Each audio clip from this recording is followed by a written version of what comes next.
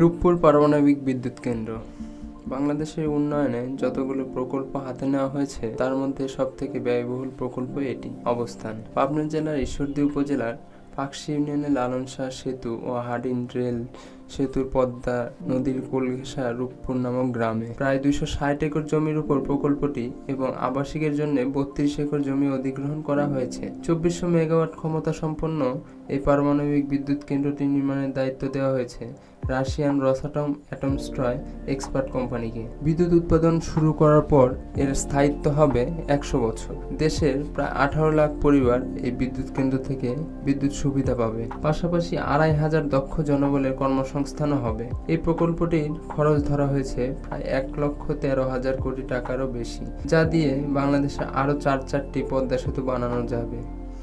কথায় আছে, চাঁদেরও কলঙ্ক আছে। ঠিক তেমনি সবচেয়ে ব্যয়বহুল এই প্রকল্পটিরও অনেক দুর্নীতির অভিযোগও আছে। রূপপুর পারমাণবিক বিদ্যুৎ কেন্দ্র প্রকল্পের আওতায় গ্রিন সিটি আবাসন প্রকল্পের উদ্যোগ নেওয়া হয়। 2019 সালের মে মাসে এই আবাসন প্রকল্পের বাস্তবায়ন নথি প্রকাশ করা হয়। তখন গণপূর্ত অধিদপ্তরের অধীনস্থ পাবনা পূর্ত শাখার কর্মকর্তাদের দ্বারা প্রস্তুতকৃত পণ্য ক্রয়মূল্যের নথিতে উল্লেখিত ব্যয় নিয়ে দুর্নীতির অভিযোগও ওঠে। যাই হোক, এবার আসি এটির গঠনগত দিক এবং নিরাপত্তা বিষয় নিয়ে। রূপপুর পারমাণবিক বিদ্যুৎ কেন্দ্র নির্মাণের ক্ষেত্রে পারমাণবিক নিরাপত্তার বিষয়ে সর্বাধিক গুরুত্ব দেওয়া হয়েছে। নির্বাচন করা হয়েছে রুশ ফেডারেশন নির্মিত বর্তমান প্রজন্মের সবচেয়ে নিরাপদ ও সর্বাধুনিক রিঅ্যাক্টর VBR-1200। রূপপুর পারমাণবিক বিদ্যুৎ কেন্দ্র নির্মাণের ক্ষেত্রে দেশীয় ও আন্তর্জাতিক সব বাধ্যবাধকতা প্রতিপালন এবং আন্তর্জাতিক মানদণ্ড অনুসরণ করা হচ্ছে। মানব সম্পদ উন্নয়নে পারমাণবিক বিদ্যুৎ কেন্দ্রের জন্য নির্বাচিত পারমাণবিক চুল্লিতে নিবন্ধিত 5 স্তরের নিরাপত্তা বৈশিষ্ট্য থাকবে। মানব সম্পদ উন্নয়নে রিঅ্যাক্টরের নিরাপত্তা নিশ্চিতকরণে পরিবেশের ভারসাম্য সংরক্ষণ প্রভৃতি কাজ যথাযথ গুরুত্বের সঙ্গে বাস্তবায়ন করা হচ্ছে। এই পারমাণবিক বিদ্যুৎ কেন্দ্রের জন্য নির্বাচিত পারমাণবিক চুল্লিতে নিবন্ধিত 5 স্তরের নিরাপত্তা বৈশিষ্ট্য থাকবে। তার মধ্যে একটি হলো ফুয়েল প্লেট। নিউক্লিয়ার রিঅ্যাক্টরের 5 স্তরের নিরাপত্তা ব্যবস্থার প্রথমটি হচ্ছে ফুয়েল প্লেট। সাধারণত ইউরেনিয়াম অক্সাইড ফুয়েল প্লেট হিসেবে ব্যবহার করা হয়, যা অতি উচ্চ তাপমাত্রায় তার জ্বালানি বৈশিষ্ট্য বজায় রাখতে পারে। ফুয়েল প্লেট সুনির্দিষ্ট প্রক্রিয়ার মাধ্যমে তৈরি করা হয়, ফলে তেজস্ক্রিয়তা প্লেটের ভেতরে অবস্থান করে। দ্বিতীয়টি হলো ফুয়েল ক্ল্যাডিং। ফুয়েল প্লেটগুলো জিরকনিয়াম অ্যালয়ের তৈরি ফুয়েল ক্ল্যাডিং দ্বারা পরিবেষ্টিত থাকে, ফলে ফুয়েল প্লেটগুলো চারপাশে উষ্ণ পানির সংস্পর্শে থেকে মুক্ত থাকে। বিশেষ কোনো কারণে যৎসামান্য তেজস্ক্রিয়তা ফুয়েল প্লেট থেকে বের হয়ে এলেও তা এই ক্ল্যাডিং ভেদ করতে পারবে না। Reactor pressure vessel. Nuclear power প্ল্যান্টের জন্য বিশেষ মান নিয়ন্ত্রণ প্রক্রিয়া অত্যন্ত সতর্কতার সঙ্গে পুরো ইস্পাতের প্রেসার ভেসেল তৈরি করা হয়, যা উচ্চ তেজস্ক্রিয় অবস্থাতে দীর্ঘস্থায়ী হয়। প্রথম কন্টেনমেন্ট বিল্ডিং। ভারী ধাতব বা রেইনফোর্সমেন্ট কনক্রিট দিয়ে 1.2 মিটার পুরুত্বের প্রথম কন্টেনমেন্ট বিল্ডিং তৈরি করা হয়, যা প্রথমত ফিশন বিক্রিয়ার ফলে উৎপন্ন তেজস্ক্রিয়তা পরিবেশে ছড়িয়ে পড়া থেকে বিরত রাখে এবং দ্বিতীয়ত বাইরের বিভিন্ন প্রাকৃতিক দুর্যোগ, বিমান দুর্ঘটনা ইত্যাদি থেকে প্ল্যান্টকে রক্ষা করে। দ্বিতীয়, কন্টেনমেন্ট বিল্ডিং। নিরাপত্তা ব্যবস্থা অধিকতর জোরদার করার জন্য নিউক্লিয়ার পাওয়ার প্ল্যান্টে প্রথম কন্টেনমেন্ট বিল্ডিংয়ের পর 0.8 মিটার পুরুত্বের আরও একটি কন্টেনমেন্ট বিল্ডিং যুক্ত করা হয়, যা যে কোনো পরিস্থিতিতে তেজস্ক্রিয়তা পরিবেশকে ছড়িয়ে পড়া থেকে বিরত রাখে। উপযুক্ত 5 স্তরের নিরাপত্তা বৈশিষ্ট্যের কারণে মানুষসৃষ্ট ঘটনা ও দুর্ঘটনা বা প্রাকৃতিক বিপর্যয় যেমন শক্তিশালী ঘূর্ণিঝড়, ভূমিকম্প, বন্যা ইত্যাদি প্রভাব মোকাবেলায় সক্ষম থাকবে। রূপপুর সাইট পারমাণবিক বিদ্যুৎ কেন্দ্র নির্মাণের জন্য কতটা উপযোগী? ভূতাত্ত্বিক তথ্য উপাত্তের ইতিহাস থেকে জানা যায়, রূপপুর সাইটটি নিকটবর্তী স্থানে রিক্টার স্কেলে সর্বোচ্চ মাত্রা ভূকম্পন রেকর্ড হচ্ছে। 1885 সালে রূপপুর সাইট থেকে 90.92 কিলোমিটার দূরে 6.91 মাত্রা এবং 1935 সালে রূপপুর সাইট থেকে 49.24 কিলোমিটার দূরে 6.25 মাত্রার ভূমিকম্প সংঘটিত হয়েছে। তবে রাশিয়ান ফেডারেশন রসাটমের মাধ্যমে নিম্নবর্তিত রূপপুর পারমাণবিক বিদ্যুৎ কেন্দ্রের VBR-1200 টাইপ রিঅ্যাক্টর রিক্টার স্কেলে সর্বোচ্চ 8 মাত্রা ভূমিকম্প সহনশীল নিরাপত্তা সংযুক্ত থাকবে। উপযুক্ত তথ্য উপাত্তের আলোকে বলা যায় রূপপুর সাইটটি পারমাণবিক বিদ্যুৎ কেন্দ্র নির্মাণের জন্য যথোপযুক্ত।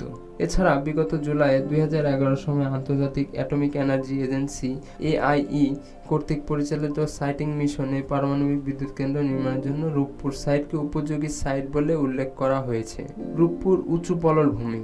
বিধায় এই এলাকা বন্যা তলিয়ে যাওয়ার কোনো রেকর্ড নেই। 1915 সালে লর্ড হার্ডিঞ্জ পদ্মা নদীর তীরে জনপদে একটি রেল সেতু নির্মাণ করেন, যার নাম অনুসারে সেতুটির নামকরণ করা হয় হার্ডিঞ্জ ব্রিজ। তখন থেকে এই অঞ্চলে যোগাযোগ ব্যবস্থা সহ অর্থ-সামাজিক উন্নয়নে ব্যাপক ভূমিকা রেখে আসছে। দীর্ঘকাল পর পদ্মা নদীর তীরে জনপদে আবারও উন্নয়ন অগ্রগতির বার্তা নিয়ে নির্মিত হচ্ছে রূপপুর পারমাণবিক বিদ্যুৎ কেন্দ্র। অর্থনীতিবিদ, উন্নয়ন বিশেষজ্ঞ, সংশ্লিষ্টদের মতে রূপপুর পারমাণবিক বিদ্যুৎ কেন্দ্র নির্মাণের মধ্যে দিয়ে দেশে নিরবচ্ছিন্ন বিদ্যুৎ সরবরাহ নব এক বাতায়ন খুলে যাবে। স্বাধীনতার সুবর্ণ জয়ন্তীতে বাংলাদেশেও বাঙালির অর্জন অনেক পদ্মা সেতু, কর্ণফুলী নদী, বঙ্গবন্ধু টানেল মাথাপিছু আয় বৃদ্ধি করে। মেট্রো রেল, ডিজিটাল বাংলাদেশ বিনির্মাণ, পরমাণু বিদ্যুৎ যোগাযোগ ব্যবস্থা, বৈপ্লবিক উন্নয়ন, গভীর সমুদ্রবন্দর নির্মাণ, মহাকাশে বঙ্গবন্ধু স্যাটেলাইট উৎক্ষেপণ প্রভৃতি। বস্তুত এর মধ্যে রূপপুর পারমাণবিক বিদ্যুৎ কেন্দ্র নির্মাণ হয়। স্বাধীনতার 50 বছর পূর্তিতে বাঙালির তথা রক্তক্ষয়ী মুক্তিযুদ্ধের মাধ্যমে অর্জিত বাংলাদেশের উন্নয়নের অভিযাত্রা অনন্য এক সংযোজন মাইল ফলক। কারণ রূপপুর পারমাণবিক বিদ্যুৎ কেন্দ্র নির্মাণের মধ্য দিয়ে বাংলাদেশের 33তম পারমাণবিক বিদ্যুৎ উৎপাদনকারী দেশের তালিকায় অন্তর্ভুক্ত হতে যাচ্ছে। পারমাণবিক উৎস থেকে বিদ্যুৎ উৎপাদন উচ্চতর ও সংবেদনশীল প্রযুক্তি ঘন এক কর্মযোগ্য। এদিকে পারমাণবিক বিদ্যুৎ কেন্দ্রের স্থাপন ও পরিচালনা আমাদের কোনো বাস্তব অভিজ্ঞতা না থাকলেও রূপপুর পারমাণবিক বিদ্যুৎ কেন্দ্র স্থাপন ও পরিচালনায় আমরা পাশে পেয়েছি মুক্তিযুদ্ধ চলাকালীন অকৃত্রিম বন্ধুরাষ্ট্র সাবেক সোভিয়েত ইউনিয়ন, আজকের রুশ ফেডারেশনকে। রূপপুর পারমাণবিক বিদ্যুৎ কেন্দ্র থেকে নির্ভরযোগ্য, মূল্য সাশ্রয়ী ও পরিবেশ বান্ধব বিদ্যুৎ প্রাপ্তি শুধু নিশ্চিত হবে না, বরং এর মাধ্যমে দেশে পরমাণু বিদ্যুৎ কেন্দ্র নির্মাণ ও পরিচালনায় দক্ষ জনবলও গড়ে উঠেছে, যারা বিশ্ব নিউক্লিয়ার ইন্ডাস্ট্রিতে অবদান রাখার মাধ্যমে প্রচুর বৈদেশিক মুদ্রা আয় করতে সক্ষম হবে, যার ফলে আমাদের উন্নয়নে অগ্রযাত্রা তথা অর্থ-সামাজিক উন্নয়নে ত্বরান্বিত হবে। অধিকন্তু বহির্বিশ্বে বাংলাদেশ ভাবমূর্তিও উজ্জ্বল থেকে উজ্জ্বলতর হবে। রূপপুর পারমাণবিক বিদ্যুৎ কেন্দ্র নির্মাণে তথা স্বাধীনতার সুবর্ণ জয়ন্তীকে বাংলাদেশের পরমাণু বিশ্বে পদার্পণে অন্য আরেকটি কারণে মূলপ্রাপ্ত, আর তা হলো পারমাণবিক কূটনীতিতে বাংলাদেশের বিজয়। কারণ কোনো দেশ চাইলেই, অর্থাৎ আর্থিক সামর্থ্য ও দক্ষ জনবল থাকলেও পারমাণবিক বিদ্যুৎ কেন্দ্র নির্মাণ করতে পারে না। এক্ষেত্রে ওই দেশকে তার প্রতিবেশী দেশ, আন্তর্জাতিক মহল, আন্তর্জাতিক আণবিক শক্তি সংস্থাকে এআইই বিশেষত এ নিশ্চয়তা দিতে হয় যে তারা পারমাণবিক শক্তির শান্তিপূর্ণ ব্যবহার করবে, আর মুসলিম সংখ্যাগরিষ্ঠ দেশের ক্ষেত্রে এই নিশ্চয়তা প্রদান করে। পারমাণবিক বিদ্যুৎ কেন্দ্র প্রতিষ্ঠায় সমর্থন আদায়, অর্থাৎ পারমাণবিক কূটনীতিতে বিজয় অর্জন অপেক্ষাকৃত কঠিন একটি কাজ, কিন্তু এই কাজটি করতে সক্ষম হয়েছে বঙ্গবন্ধু কন্যা শেখ হাসিনার দূরদর্শী নেতৃত্ব। তিনি ইতিমধ্যে দেশের দক্ষিণাঞ্চলে আরও একটি পারমাণবিক বিদ্যুৎ কেন্দ্র স্থাপন করার ঘোষণাও দিয়েছেন, যেটি সাইট নির্বাচনের কাজও অনেক দূর এগিয়েছে।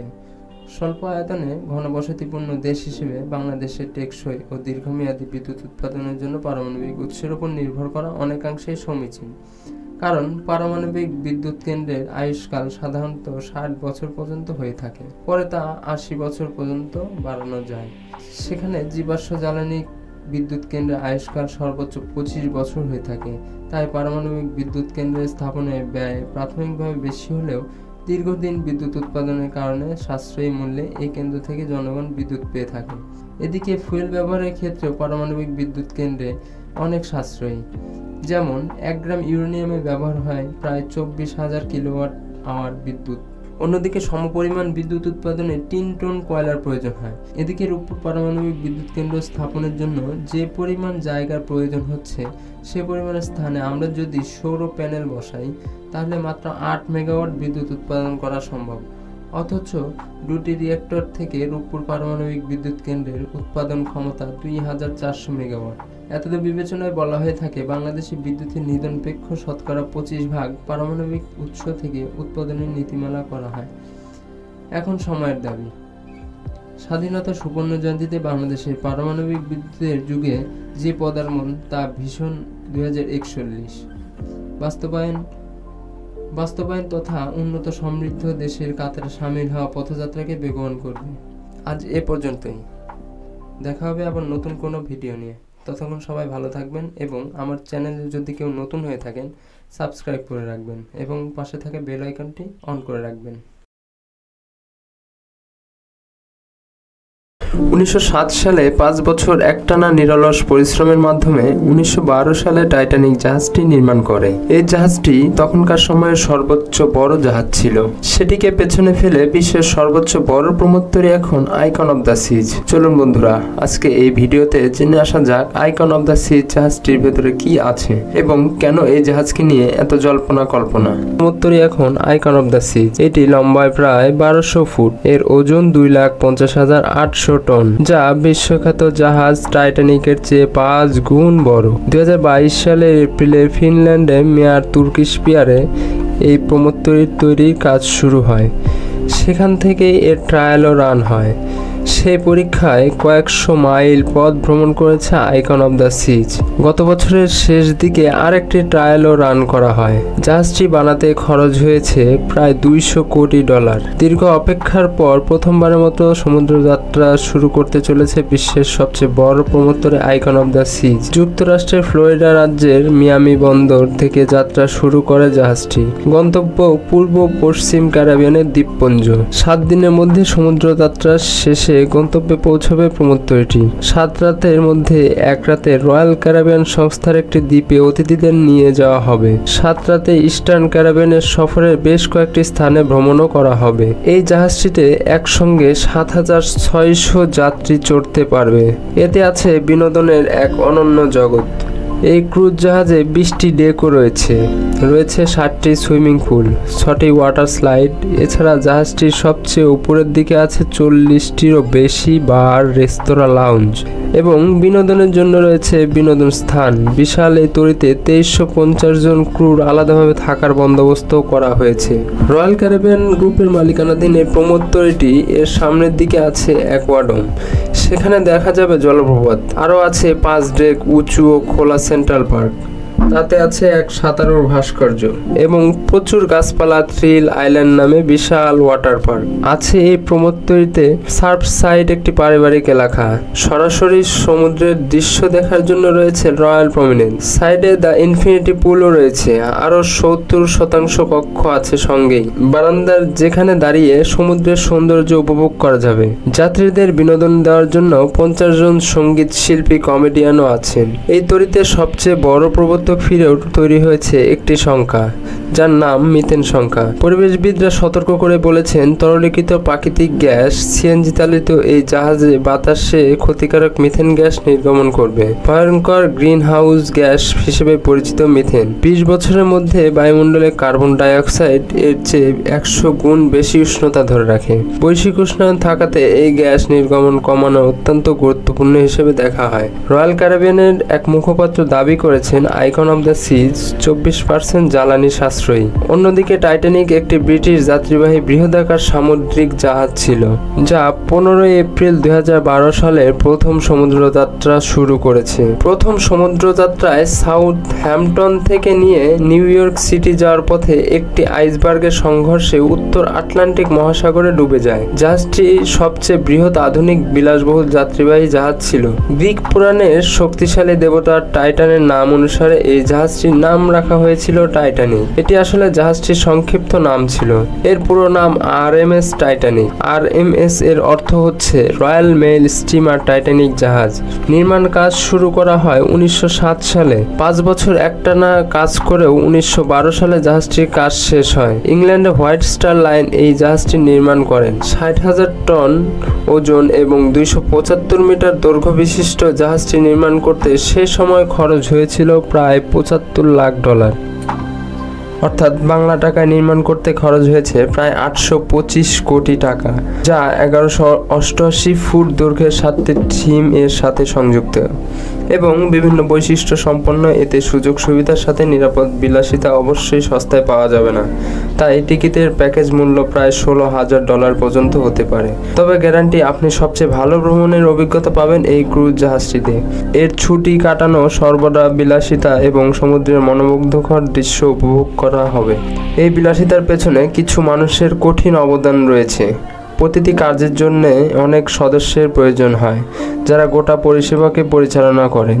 একটি ক্রুজ জাহাজে অতিথি না যদিও শব্দের মতো যাত্রা শুরু করে থাকেন, তবে তাদের জন্য এই যাত্রা কঠিন হয়ে থাকে। প্রথমত, প্রতিটি পুরুষ সদস্যের একটি করে কেবিন দেওয়া হয়। তবে সেই কেবিন যাত্রীদের থেকে বেশ ছোট হয়ে থাকে কখনো কখনো 2 পুরুষ সদস্যকে। একটি কেবিনে বিছানা ভাগ করে নিতে হয়। তবে যারা উচ্চ পদে আছেন তারা কখনো কখনো ভালো কেবিন পেয়ে থাকে। প্রতিটি কোনো সদস্যকে জাহাজটিকে ভালোভাবে চালনা করতে কঠোর পরিশ্রম করতে হয়। তাই একজনের দিনে 12 ঘন্টা থেকে 14 ঘন্টা, সপ্তাহে 7 দিন কাজ করতে হয়। যেহেতু দিনে একাধিকবার 2613 থেকে 5400 জন যাত্রীকে বহন করে, তাহলে কল্পনা করুন এক দিনের জন্য কত খাবার প্রয়োজন হয়। যেখানে একটি জাহাজ একবারে 100 দিনের জন্য যাত্রা শুরু করে থাকে। সাধারণত রান্নাঘরে 150 জন কর্মী লেগে থাকে শুধু এই যাত্রীদের খাবার তৈরি করার জন্য। যেহেতু যাত্রীদের খাবার আগে থেকে নির্ধারণ করা থাকে, সেই পরিমাণ পণ্য আগে থেকে কোনোদিন লোড করে নিতে হয়। যদি কোনো ঘাটতি থাকে তবে জাস্টিস করার কোনো পুনরায় নেই। প্রয়োজন পড়ে অন্য একটি জাহাজে প্রয়োজনীয় খাবার পৌঁছে দেওয়ার সুযোগ নেই। যাই হোক, একটি জাহাজে ভ্রমণ একটি অবিশ্বাস্য অভিজ্ঞতা।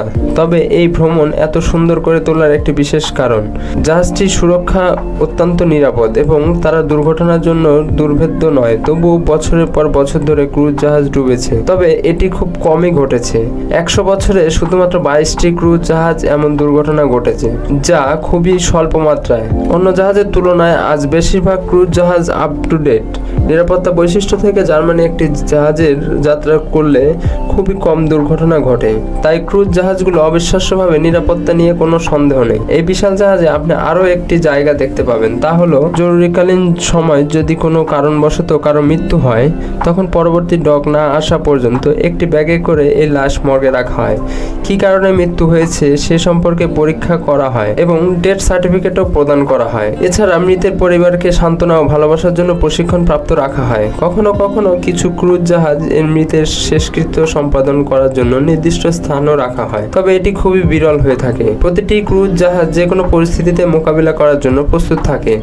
সেভাবে কর্মীরা অত্যন্ত প্রশিক্ষিত এবং জাহাজে ওঠার আগে কয়েক মাস পর্যন্ত প্রশিক্ষণের কারণে জাহাজগুলি একটি নিরাপদ স্থানে এবং গত 1 দশকে সামান্য কিছু দুর্ঘটনাও ঘটেছে। আপনি কি কখনো জাহাজে ভ্রমণ করেছেন? যদি এরকম বিলাসবহুল জাহাজে ভ্রমণ করে থাকেন, তাহলে আপনার অভিজ্ঞতা আমাদের জানাতে পারেন, আমাদের কমেন্ট বক্সে শেয়ার করতে পারেন। ভারতের উত্তরপ্রদেশের ফৈজাবাদ জেলার অযোধ্যা শহরে ছিল বাবরি মসজিদের অবস্থান। মুঘল সম্রাট বাবরের আদেশে তার সেনাপতি মীর বাকি 1528 সালে এই মসজিদটি নির্মাণ করে। হিন্দুদের বিশ্বাস মতে বাবরি মসজিদ যে জায়গা নির্মাণ করা হয়েছিল, সে জায়গাটি ছিল হিন্দু ধর্মের অবতার রামচন্দ্রের জন্মস্থান এবং হিন্দুদের দাবি অতীতের রাম মন্দির ভেঙে তার উপর বাবরি মসজিদ তৈরি করা হয়েছে। বাবরি মসজিদের এই নামকরণ করা হয়েছে মুঘল সম্রাট বাবরের নামে, যিনি এর নির্মাণ নির্দেশ দিয়েছিলেন। 1940-এর দশকের আগে সরকারি নথিতে এটিকে মসজিদের জন্মস্থান মসজিদ বলা হতো। চলুন আজকে জেনে আসা যাক বাবরি মসজিদের বিষয়গুলি। ভারতের উত্তরপ্রদেশের ফৈজাবাদ জেলার অযোধ্যা শহরে ছিল বাবরি মসজিদের অবস্থান। মুঘল সম্রাট বাবরের আদেশে তার সেনাপতি মীর বাকি 1528 সালে এই মসজিদটি নির্মাণ করে। হিন্দুদের বিশ্বাস মতে বাবরি মসজিদটি যে জায়গায় নির্মাণ করা হয়েছিল, সে জায়গাটি ছিল হিন্দু ধর্মের অবতার রামচন্দ্রের জন্মস্থান।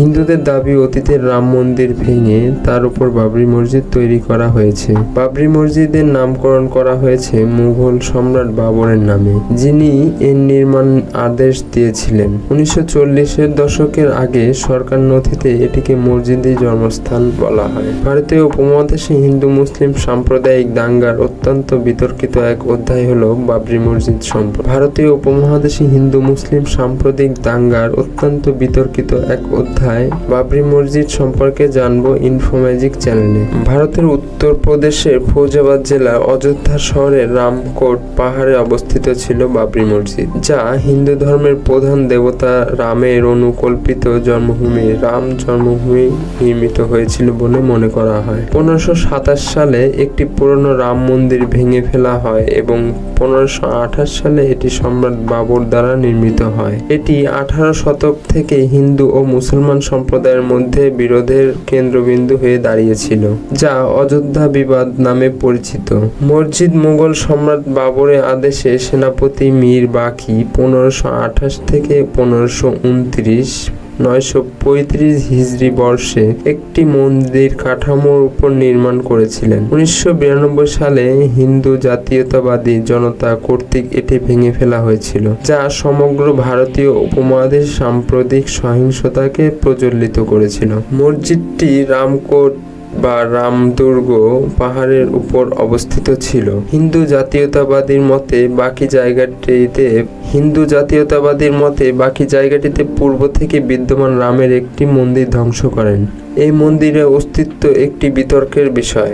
এলাহাবাদ হাইকোর্টের নির্দেশে ভারতীয় পুরাতত্ত্ব সর্বেক্ষণ বিতর্কিত স্থানটির খনন কাজ পরিচালনা করে। খননের প্রতিবেদনে উপসংহারে বলা হয়েছে যে মসজিদের ধ্বংসাবশেষের নিচে একটি বিশাল কাঠামোর ধ্বংসাবশেষ ছিল, যা বাবরি মসজিদ নির্মাণের জন্য বিশেষভাবে ভেঙে ফেলা হয়েছিল। 19 শতকের শুরু থেকে এই বিতর্কের জের ধরে হিন্দু মুসলিম সম্প্রদায়ের মধ্যে একাধিক কলহের ঘটনাও ঘটে এবং পাল্টাপাল্টি আদালতে মামলা দায়ের চলতে থাকে। এরপর সরকার দাঙ্গা ঠেকানোর অভিপ্রায়ে পুরো মসজিদটিকে সিলগালা করে দেয়। হিন্দু মুসলিম উভয়ই সে স্থানে প্রবেশাধিকার পেতে আদালতে মামলা দায়ের করে। 1992 সালের 6 ডিসেম্বর বিশ্ব হিন্দু পরিষদ এবং তাদের সহযোগী সংগঠনের কর্মীরা বাবরি মসজিদ গুড়িয়ে দেয়, যার ফলে সমগ্র ভারত উপমহাদেশে দাঙ্গা ছড়িয়ে পড়ে। এই দাঙ্গা সমগ্র উপমহাদেশ জুড়ে প্রায় 2000 থেকে 3000 মানুষ মারা যায়। 2010 সালে সেপ্টেম্বরে এলাহাবাদ হাইকোর্টে এই দাবিকে বহাল রেখে যে মসজিদটি রামের জন্মস্থান বলে বিশ্বাস করা জায়গায় নির্মিত হয়েছিল এবং একটি রাম মন্দির নির্মাণের জন্য কেন্দ্রীয় গম্বুজের জায়গাটি প্রদান করে। মসজিদ নির্মাণের জন্য মুসলমানদের জায়গাটির 1/3 জায়গাও দেওয়া হয়েছিল। এর বিরুদ্ধে সব পক্ষই উচ্চ আদালতে আপিলও করেন, যেখানে একটি 5 বিচারকের বেঞ্চ 2019 সালের আগস্ট থেকে অক্টোবর পর্যন্ত একটি শুনানি করে। নিম্ন আদালতের রায় এবং পুরো জায়গা 4 একর জমি হিন্দু মন্দির নির্মাণের জন্য একটি ট্রাস্টের কাছে হস্তান্তর করা হবে।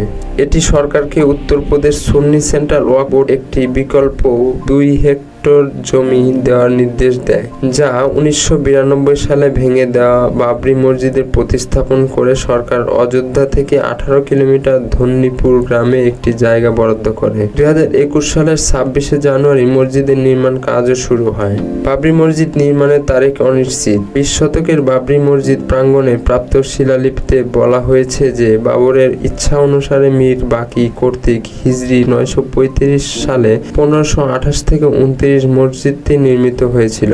যাই হোক, কিছু ঐতিহাসিকের মতে এই দিল্লি সুলতানি আমলে 13 থেকে 15 শতক নির্মিত হয়েছিল এবং বাবরের আমলে সংস্কার করা হয়েছিল।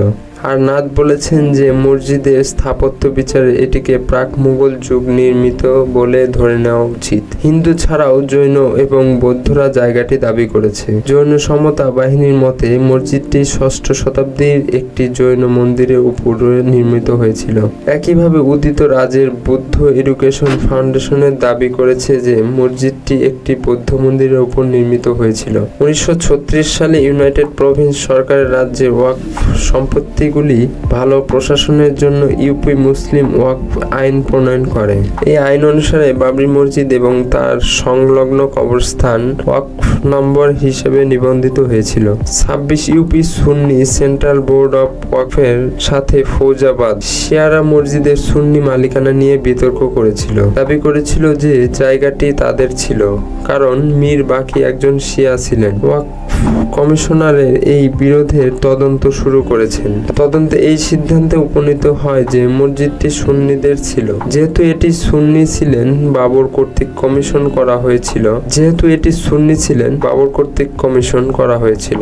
সমাপ্তি প্রতিবেদনটি 26 ফেব্রুয়ারি 1944 একটি সরকারি গেজেট প্রকাশিত হয়েছিল।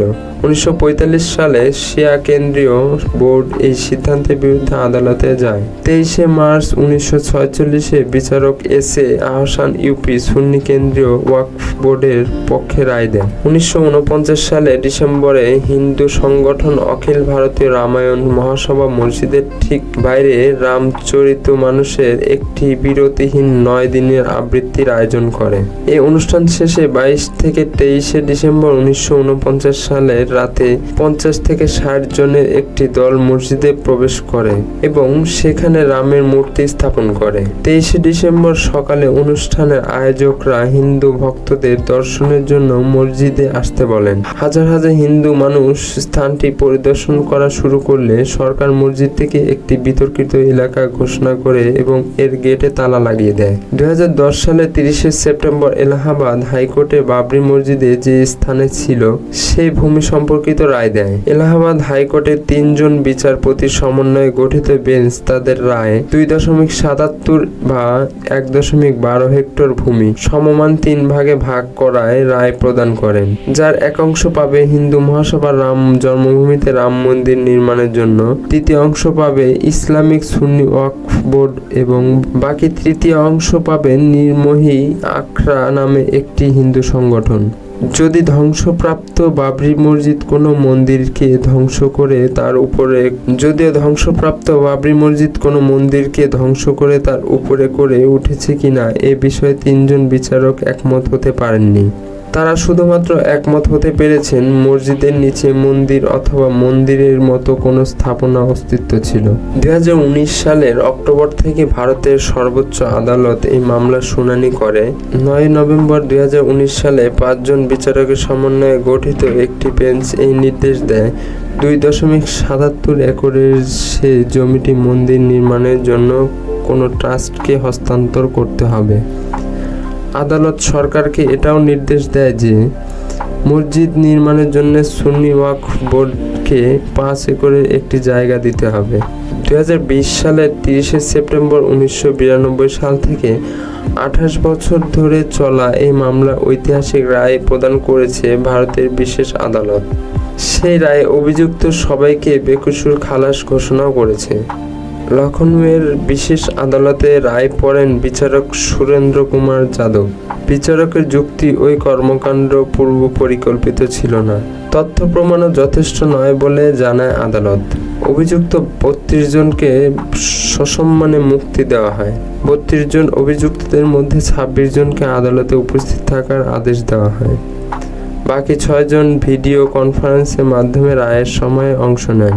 মসজিদ ভাঙার ষড়যন্ত্র, পরিকল্পনা ও উস্কানির অভিযোগে ওঠে বিজেপির বলিষ্ঠ নেতা লালকৃষ্ণ আদভানি, মুরলী মনোহর যোশী, সাবেক মন্ত্রী কল্যাণ সিং ও উমা ভারতীয়র বিরুদ্ধে। সেই থেকে বাবরি মসজিদ নিয়ে এত দাঙ্গা হাঙ্গামা।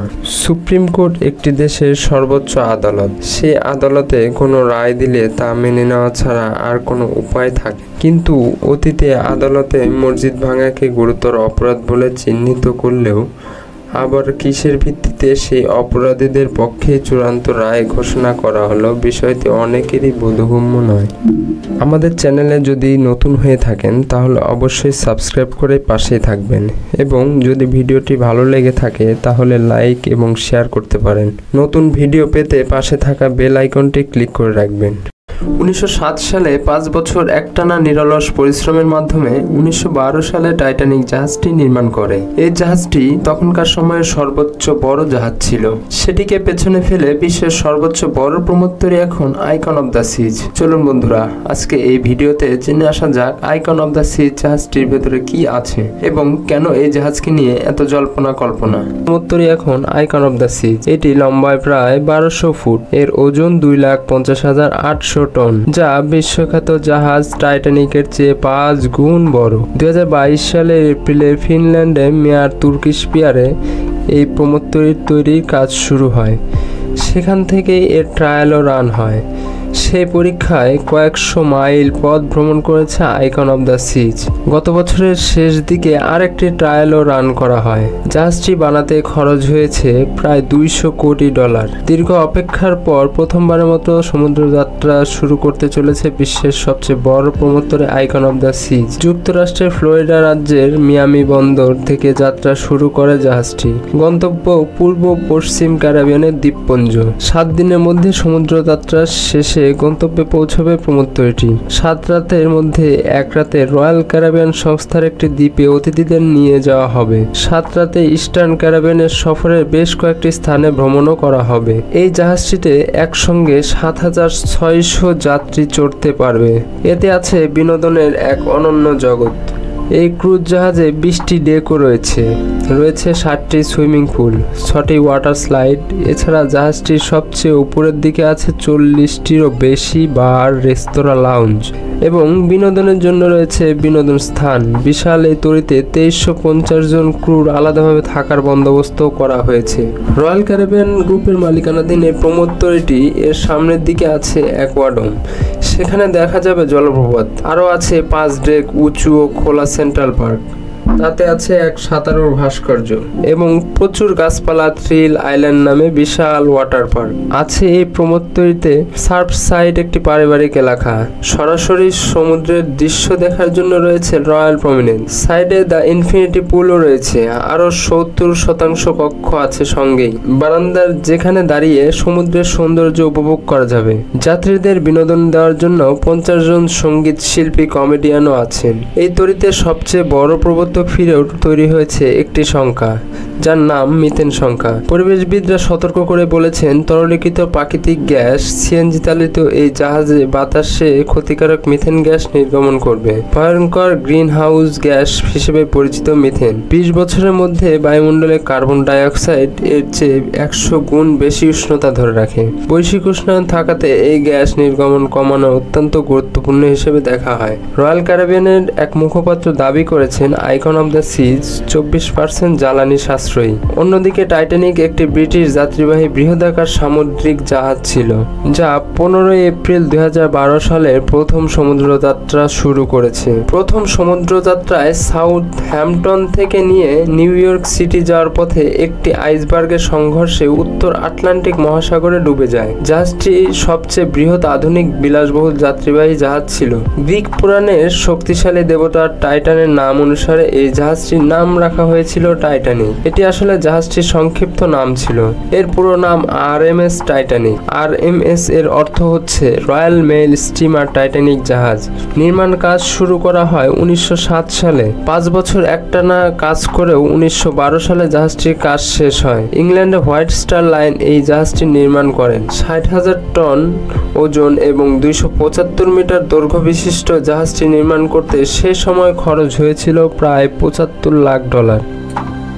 অর্থাৎ বাংলা টাকায় নির্মাণ করতে খরচ হয়েছে প্রায় 825 কোটি টাকা, যা 1188 ফুট দৈর্ঘ্যের 7টি থিম এর সাথে সংযুক্ত এবং বিভিন্ন বৈশিষ্ট্য সম্পন্ন। এতে সুযোগ সুবিধার সাথে নিরাপদ বিলাসিতা অবশ্যই সস্তায় পাওয়া যাবে না, তাই টিকিটের প্যাকেজ মূল্য প্রায় $16,000 পর্যন্ত হতে পারে। তবে গ্যারান্টি, আপনি সবচেয়ে ভালো ভ্রমণের অভিজ্ঞতা পাবেন এই ক্রুজ জাহাজটিতে।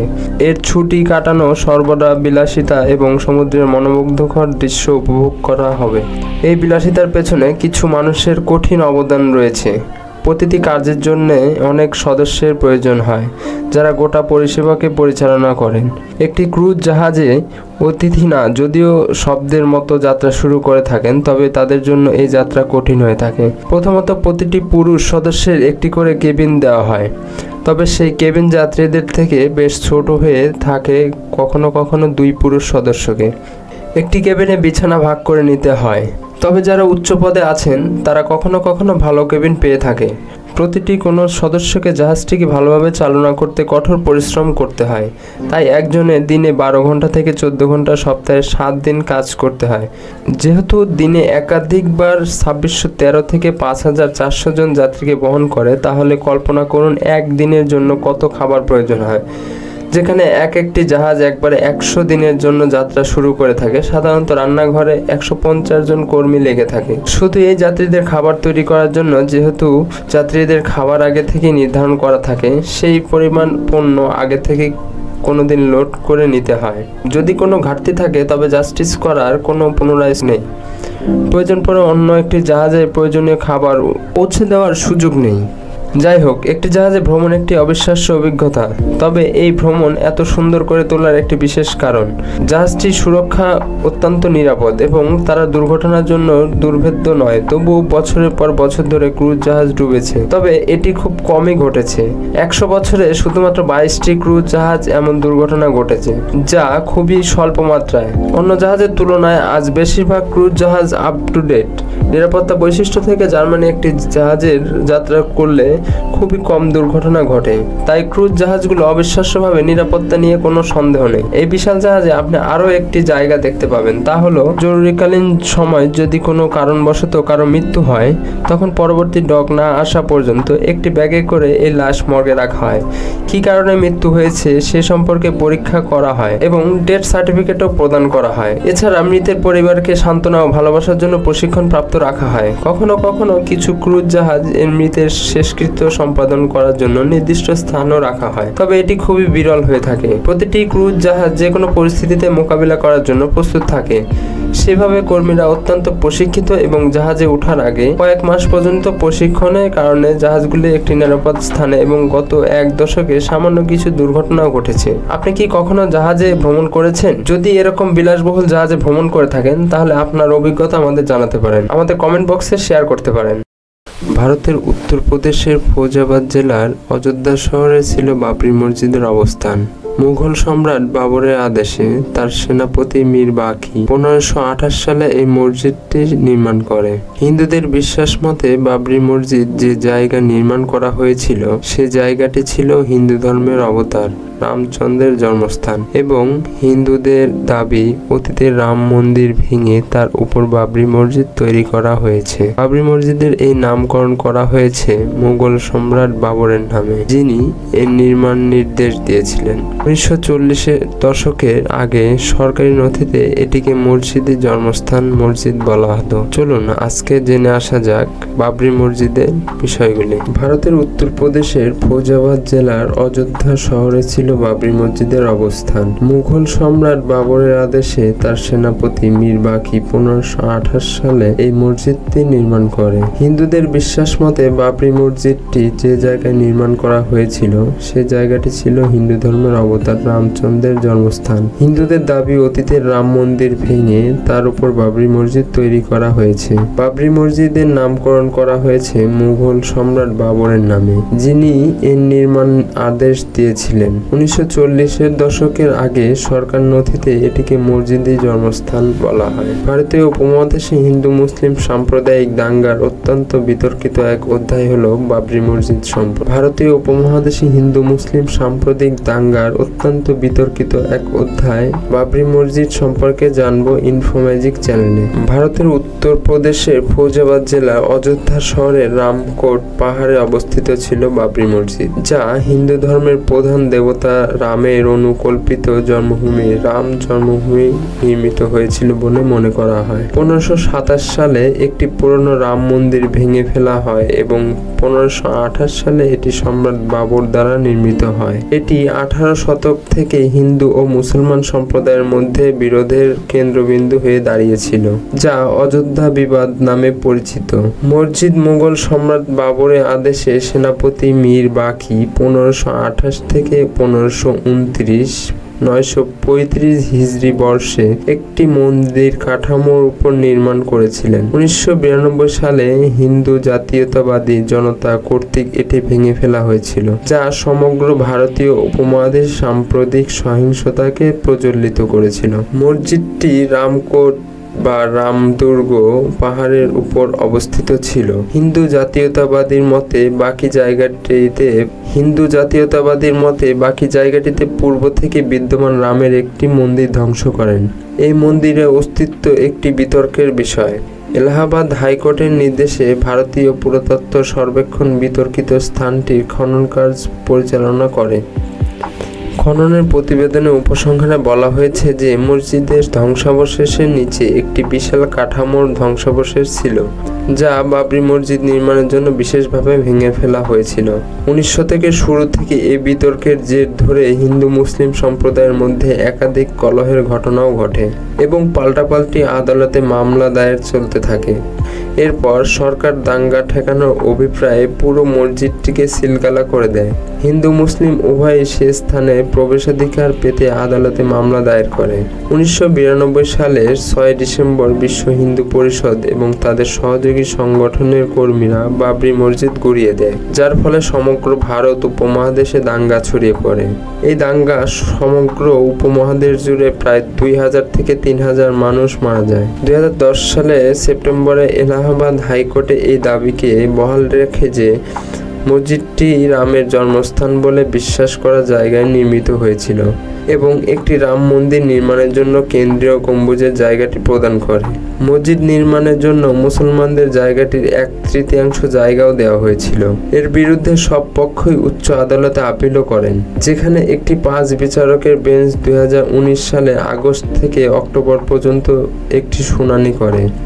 নিম্ন আদালতের রায় এবং পুরো জায়গা 4 একর জমি হিন্দু মন্দির নির্মাণের জন্য একটি ট্রাস্টের কাছে হস্তান্তর করা হবে। এটি সরকারকে উত্তরপ্রদেশ সুন্নি সেন্ট্রাল ওয়াকফ বোর্ড একটি বিকল্প 2 হেক্টর জমি দেওয়ার নির্দেশ দেয়, যা 1992 সালে ভেঙে দেওয়া বাবরি মসজিদের প্রতিস্থাপন করে সরকার অযোধ্যা থেকে 18 কিলোমিটার ধন্যীপুর গ্রামে একটি জায়গা বরাদ্দ করে। 2021 সালের 26 জানুয়ারি মসজিদের নির্মাণ কাজও শুরু হয়। বাবরি মসজিদ নির্মাণের তারিখ অনিশ্চিত। 20 শতকের বাবরি মসজিদ প্রাঙ্গণে প্রাপ্ত শিলালিপিতে বলা হয়েছে যে বাবরের ইচ্ছা অনুসারে মীর বাকি কর্তৃক হিজরি 935 সালে 1528 থেকে 29 মসজিদটি নির্মিত হয়েছিল। যাই হোক, কিছু ঐতিহাসিকের মতে এই দিল্লি সুলতানি আমলে 13 থেকে 15 শতক নির্মিত হয়েছিল এবং বাবরের আমলে সংস্কার করা হয়েছিল। আর নাথ বলেছেন যে মসজিদের স্থাপত্য বিচারে এটিকে প্রাক মুঘল যুগ নির্মিত বলে ধরে নেওয়া উচিত। হিন্দু ছাড়াও জৈন এবং বৌদ্ধরা জায়গাটি দাবি করেছে। জৈন সমতা বাহিনীর মতে মসজিদটি 6ষ্ঠ শতাব্দীর একটি জৈন মন্দিরের উপরে নির্মিত হয়েছিল। একইভাবে উদিত রাজের বুদ্ধ এডুকেশন ফাউন্ডেশনের দাবি করেছে যে মসজিদটি একটি বৌদ্ধ মন্দিরের উপর নির্মিত হয়েছিল। 1936 সালে ইউনাইটেড প্রভিন্স সরকারের রাজ্যে ওয়াকফ সম্পত্তি ভালো প্রশাসনের জন্য ইউপি মুসলিম ওয়াকফ আইন প্রণয়ন করে। এই আইন অনুসারে বাবরি মসজিদ এবং তার সংলগ্ন কবরস্থান ওয়াকফ নম্বর হিসেবে নিবন্ধিত হয়েছিল। 26 UP Sunni Central Board of ওয়াকফের সাথে ফৌজাবাদ শিয়ারা মসজিদের সুন্নি মালিকানা নিয়ে বিতর্ক করেছিল। দাবি করেছিল যে জায়গাটি তাদের ছিল কারণ মীর বাকি একজন শিয়া ছিলেন। ওয়াকফ কমিশনারের এই বিরোধের তদন্ত শুরু করেছেন। তদন্তে এই সিদ্ধান্তে উপনীত হয় যে মসজিদটি সুন্নিদের ছিল। যেহেতু এটি সুন্নি ছিলেন বাবর কর্তৃক কমিশন করা হয়েছিল। সমাপ্তি প্রতিবেদনটি 26 ফেব্রুয়ারি 1944 একটি সরকারি গেজেট প্রকাশিত হয়েছিল। 1945 সালে শিয়া কেন্দ্রীয় বোর্ড এই সিদ্ধান্তের বিরুদ্ধে আদালতে যায়। 23 মার্চ 1946 বিচারক এস.এ. আহসান ইউপি সুন্নি কেন্দ্রীয় ওয়াকফ বোর্ডের পক্ষে রায় দেন। 1949 সালে ডিসেম্বরে হিন্দু সংগঠন অখিল ভারতীয় রামায়ণ মহাসভা মসজিদের ঠিক বাইরে রামচরিত মানুষের একটি বিরতিহীন 9 দিনের আবৃত্তির আয়োজন করে।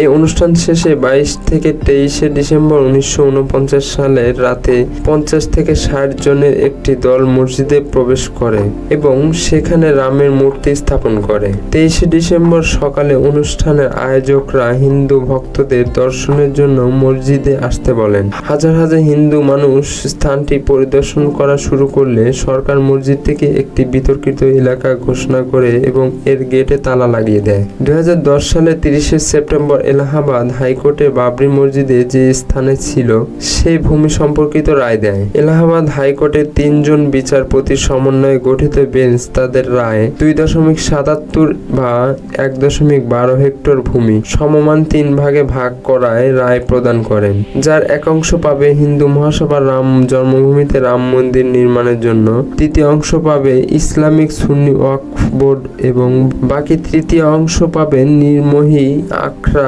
নামে একটি হিন্দু সংগঠন। যদি ধ্বংসপ্রাপ্ত বাবরি মসজিদ কোনো মন্দিরকে ধ্বংস করে তার উপরে করে উঠেছে কিনা এ বিষয়ে 3 জন বিচারক একমত হতে পারেননি। তারা শুধুমাত্র একমত হতে পেরেছেন মসজিদের নিচে মন্দির অথবা মন্দিরের মতো কোনো স্থাপনা অস্তিত্ব ছিল। 2019 সালের অক্টোবর থেকে ভারতের সর্বোচ্চ আদালত এই মামলার শুনানি করে। 9 নভেম্বর 2019 সালে 5 জন বিচারকের সমন্বয়ে গঠিত একটি বেঞ্চ এই নির্দেশ দেয় 2.77 একরের সে জমিটি মন্দির নির্মাণের জন্য কোনো ট্রাস্টকে হস্তান্তর করতে হবে। আদালত সরকারকে এটাও নির্দেশ দেয় যে মসজিদ নির্মাণের জন্য সুন্নি ওয়াকফ বোর্ডকে 5 একরের একটি জায়গা দিতে হবে। 2020 সালের 30 সেপ্টেম্বর 1992 সাল থেকে 28 বছর ধরে চলা এই মামলা ঐতিহাসিক রায় প্রদান করেছে ভারতের বিশেষ আদালত। সেই রায় অভিযুক্ত সবাইকে বেকসুর খালাস ঘোষণাও করেছে। লখনউয়ের বিশেষ আদালতে রায় পড়েন বিচারক সুরেন্দ্র কুমার যাদব। বিচারকের যুক্তি, ওই কর্মকাণ্ড পূর্ব পরিকল্পিত ছিল না, তথ্য প্রমাণও যথেষ্ট নয় বলে জানায় আদালত। অভিযুক্ত 32 জনকে সসম্মানে মুক্তি দেওয়া হয়। 32 জন অভিযুক্তদের মধ্যে 26 জনকে আদালতে উপস্থিত থাকার আদেশ দেওয়া হয়। বাকি 6 জন ভিডিও কনফারেন্সের মাধ্যমে রায়ের সময় অংশ নেন। মসজিদ ভাঙার ষড়যন্ত্র, পরিকল্পনা ও উস্কানির অভিযোগে ওঠে বিজেপির বলিষ্ঠ নেতা লালকৃষ্ণ আদভানি, মুরলী মনোহর যোশী, সাবেক মন্ত্রী কল্যাণ সিং ও উমা ভারতীয়র বিরুদ্ধে। সেই থেকে বাবরি মসজিদ নিয়ে এত দাঙ্গা হাঙ্গামা। সুপ্রিম কোর্ট একটি দেশের সর্বোচ্চ আদালত। সেই আদালতে কোনো রায় দিলে তা মেনে নেওয়া ছাড়া আর কোনো উপায় থাকে। কিন্তু অতীতে আদালতে মসজিদ ভাঙাকে গুরুতর অপরাধ বলে চিহ্নিত করলেও আবার কিসের ভিত্তিতে সেই অপরাধীদের পক্ষে চূড়ান্ত রায় ঘোষণা করা হলো, বিষয়টি অনেকেরই বোধগম্য নয়। আমাদের চ্যানেলে যদি নতুন হয়ে থাকেন তাহলে অবশ্যই সাবস্ক্রাইব করে পাশেই থাকবেন এবং যদি ভিডিওটি ভালো লেগে থাকে তাহলে লাইক এবং শেয়ার করতে পারেন। নতুন ভিডিও পেতে পাশে থাকা বেল আইকনটি ক্লিক করে রাখবেন।